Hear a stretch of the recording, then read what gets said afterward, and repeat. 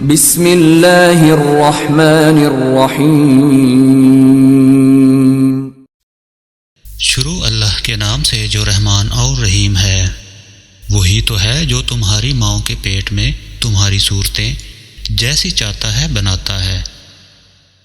اس زبردست حکمت والے کے سوا کوئی اور خدا نہیں۔ وہی خدا ہے جس نے یہ کتاب تم پر نازل کی ہے۔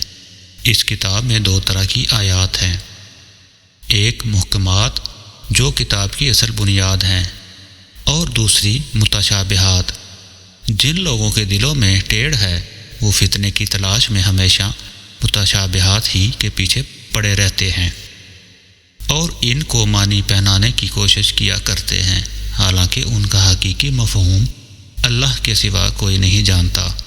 بخلاف اس کے جو لوگ علم میں پختہ کار ہیں وہ کہتے ہیں کہ ہمارا ان پر ایمان ہے، یہ سب ہمارے رب ہی کی طرف سے ہیں، اور سچ یہ ہے کہ کسی چیز سے صحیح سبق صرف دانشمند لوگ ہی حاصل کرتے ہیں۔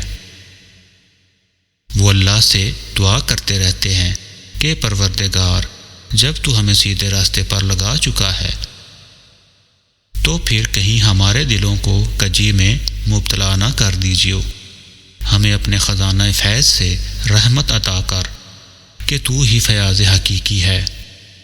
پروردگار، تو یقیناً سب لوگوں کو ایک روز جمع کرنے والا ہے جس کے آنے میں کوئی شبہ نہیں، تو ہرگز اپنے وعدے سے ٹلنے والا نہیں ہے۔ جن لوگوں نے کفر کا رویہ اختیار کیا ہے انہیں اللہ کے مقابلے میں نہ ان کا مال کچھ کام دے گا، نہ اولاد، وہ دوزخ کا ایندھن بن کر رہیں گے۔